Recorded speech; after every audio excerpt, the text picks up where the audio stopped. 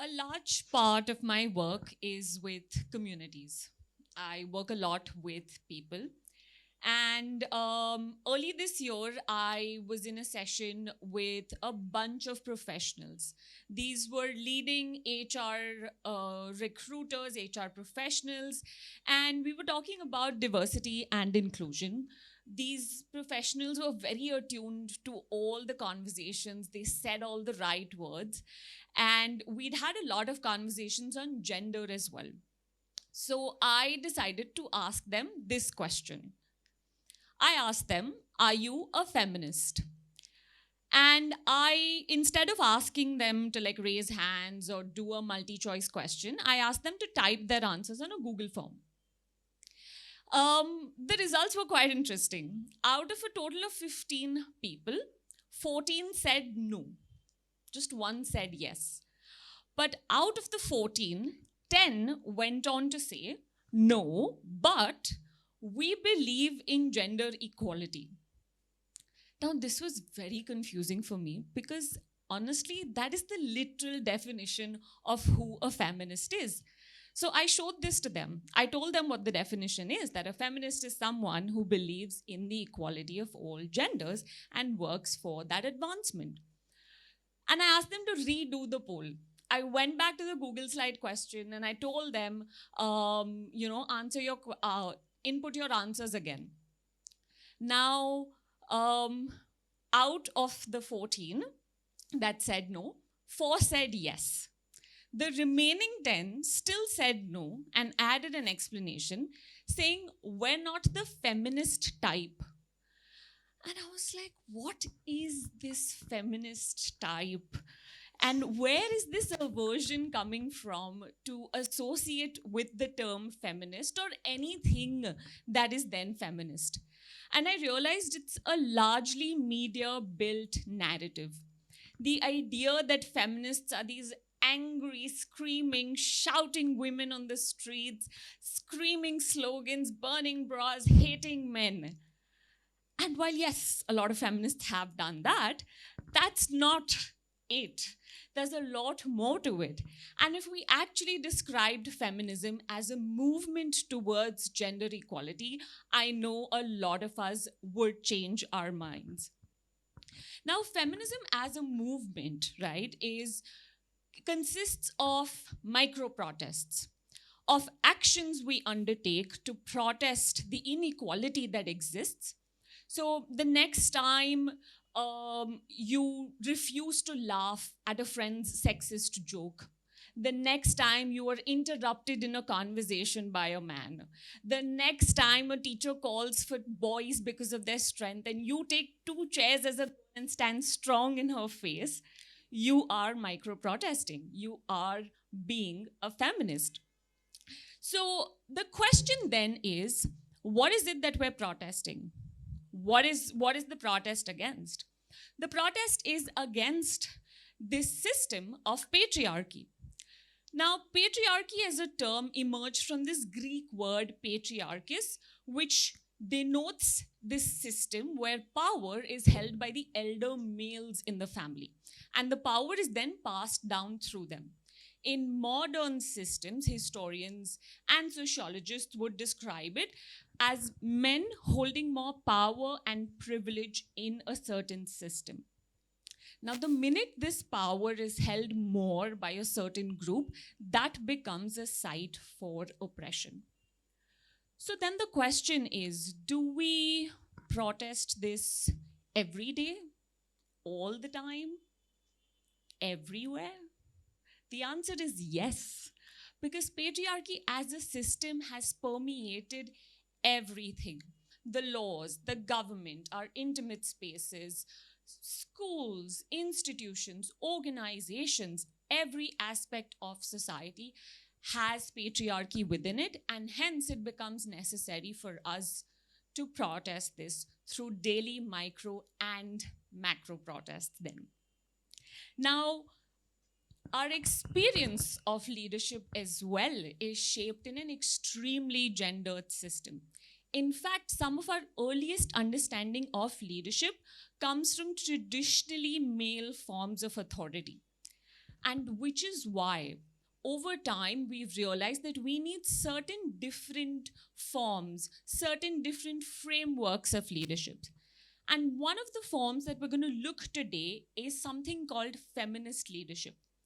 Now, feminist leadership developed from the feminist lens, from women's experiences of oppression, and the idea to create a form of leading that was more attuned to identifying these forms of oppressions and then addressing them. So as leaders, we've seen the perfect heroic men, right, who are exceptional, brilliant. Work-life balance doesn't exist. They're supremely committed to their work, and they're at the top, number one, all by themselves, all the power with them. But feminist leadership is asking us to move away from this sort of leadership. It's looking at identifying injustices and facilitating a more inclusive, holistic community. And the principles of fairness, justice, and equity take center stage here. Feminist leadership also brings to the center the issues of class, caste, gender, sexuality, and ability, and marginalized voices, which were erstwhile kept outside of conversation spaces, are now in the very center. So what we're going to do today is look at one aspect, that of power. Because leadership is all about power, right?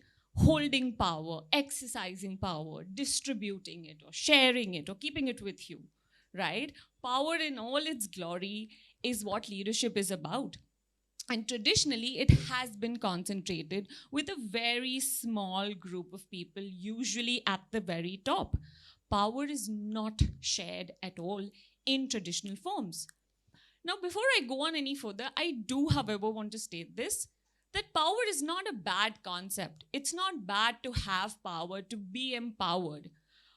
Power is, in fact, needed in organizations and structures.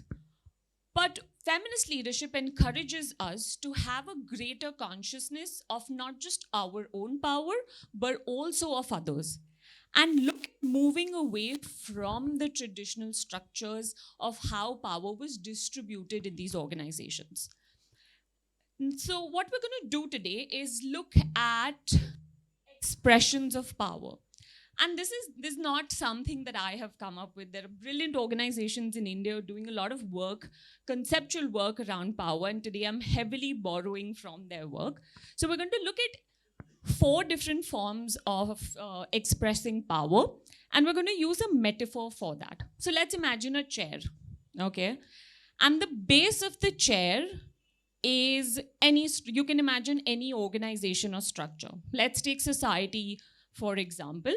So the base of the chair is that society. Now, for this society to be stable, to have balance, you need all 4 legs. The minute one of them is missing, or if there's only one, you can imagine what's going to happen to the chair. It's going to fall apart. So let's look at the first leg today. Power over. Now, most of us are aware of this particular expression of power. This is direct power, which we assign from assigned authority, right? We derive it from authority that's been given to us. So your heads, managers, people in positions of power as we describe them. Now they control everything. People, resources, how they're distributed, decision-making, everything. And it's very easy for this power to slip into domination. And we've seen that happening because it's so concentrated. Let me give you a story to explain this better. In one of the sessions, there was this manager who came up and shared his experience.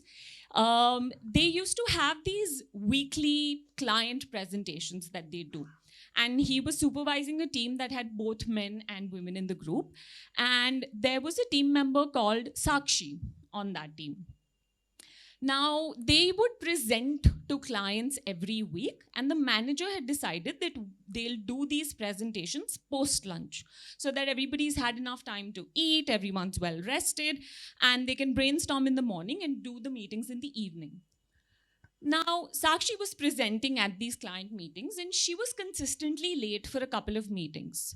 Now, the manager was very upset because it leaves a bad impression on clients when you're late. So he took her aside, told her, you need to be early, referred her to a couple of blogs and books on time management and first impressions on clients, and told her to keep that in mind and come in early for meetings.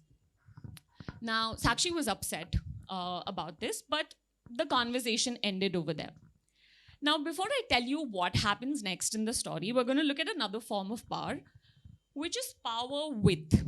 Now, power with looks at empowering and enabling everyone, right? So it looks at solidarity, mutual support, safety nets for people.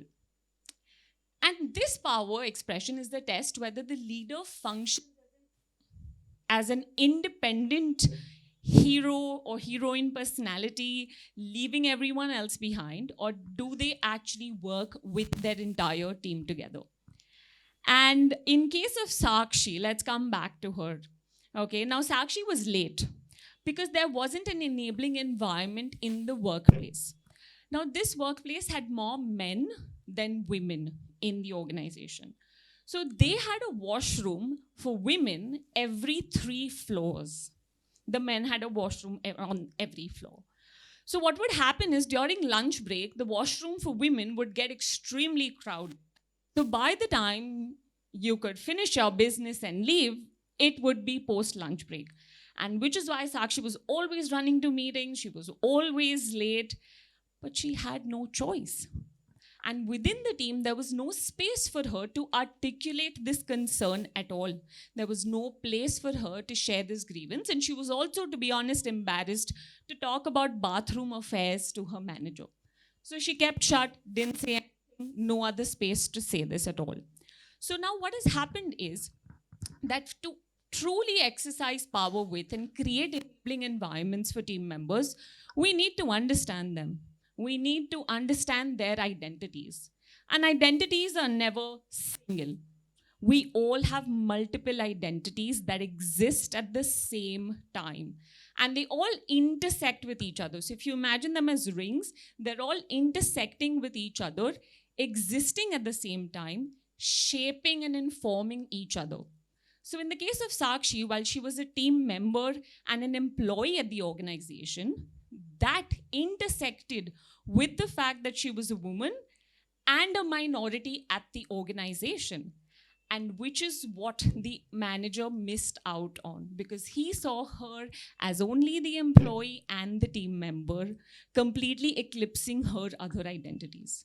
So as managers, then the question, or as leaders, the question becomes that, how well do we know our employees? How well do we understand their identities?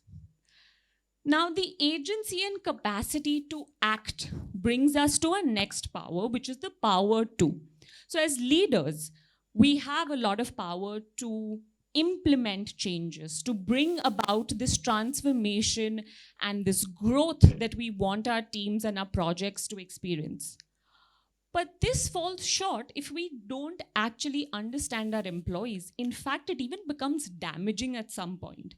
So coming back to Sakshi, what ended up happening is now the manager's had enough, right? He's gone around, he's reprimanded her several times.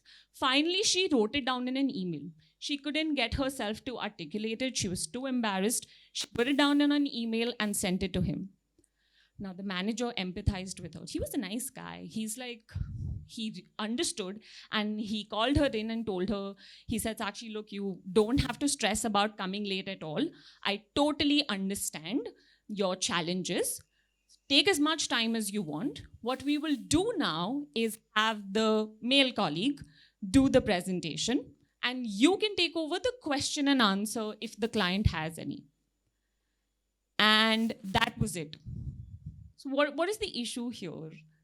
The issue of punctuality solved. Sakshi's not stressed. Everything's great. Client's happy. But what is the issue here? The issue here is the fact that a critical work opportunity was lost out on by an employee because of their identity.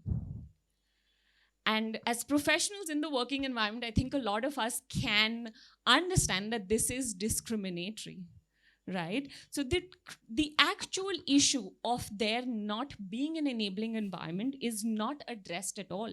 And that is not a feminist way to engage with this issue. So to understand what would be a feminist way to engage with this issue, we look at a next form of power, which is power within. Now, power within is the capacity to regenerate yourself and your strategies to respond to the challenges that come up. Now, we're all a product of our conditioning. We have our biases, there are certain environments we're raised in, and we respond with that knowledge. We respond with that awareness. But the power within equips us to be able to transform that, to be able to unlearn some of it, and then respond to the challenges. So this also includes intangible resources like knowledge, access to information, influence, your contacts. So as leaders, then the question is, how well do we put to use this knowledge and then work with this? So let's look at what would a feminist way to engage with this would be like. So in the first place, it would be shared decision making. So the timing of the meeting itself is in question here. Who decided the timing of the meeting? Was it done collectively, making sure it suits all the employees? So that would have been a good starting point. The second would be to create alternate grievance redressal mechanisms. So because Sakshi could not articulate something like a bathroom issue, was there a way for her to anonymously drop this feedback to the manager? A third way would be participatory problem solving. Now, Sakshi was not asked at all what would be a good solution to this problem. She was just told the solution. A good solution would probably be to move the meeting time altogether, right? Keep a 15-minute buffer that would allow her to come in comfortably, or just do the meetings in the morning, right? And lastly is to invite feedback on your leadership styles. So once a solution was come up with, was there a check-in done that does this work for you? Do you think this helps at all? When there was none that was done. So feminist leadership is actively asking us to reflect on our practices, to share power, but also remember that this is a starting point. It's a very small aspect of how we view our leadership practices, but a starting point for us to start examining. Thank you very much, everyone.